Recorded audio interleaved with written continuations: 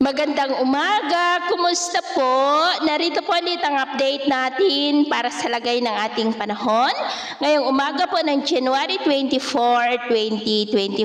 Sa ngayon po ay easterlies o mainit na hangin na mula sa Pacific Ocean ang dominanteng hangin na umiihip po sa malaking bahagi ng ating bansa mula silangan ng Luzon at Visayas. Ang Intertropical Convergence Zone ay nandyan po ngayon nakakaapekto sa ilang bahagi ng Mindanao at ang amihan ay nasa taas po dyan sa may extreme northern Luzon. At sa ating long range forecast, consistent pa rin naman po na walang bagyo na namamataan na tatawid sa ating kalupaan hanggang sa matapos po ang buwan na ito ay posibleng storm free pa rin tayo.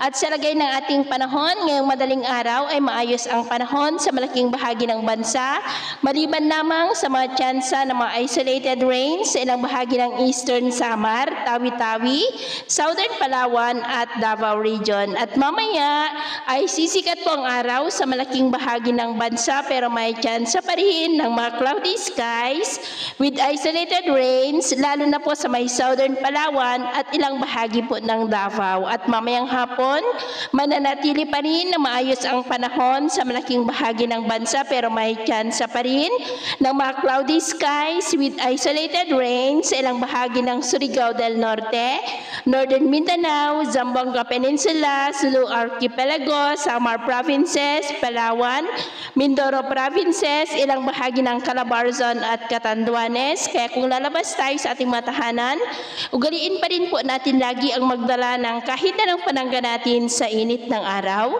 at proteksyon na rin po sa mga biglaang buhos ng ulan. At sa atin naman pong mga baybayin, wala naman po tayong nakataas na namang gale warning signals, pero iba yung pag-ingat lamang po kung papalaot tayo para mas makaiwas sa mga sakunang pangkaragatan. So ito po ng latest update natin sa araw na ito. At pumuli si James na nagsasabing sa kahit anong pagsubok po na darating sa ating buhay, wag na wag po tayong mawawalan ng pag-asa. Thank you and God bless!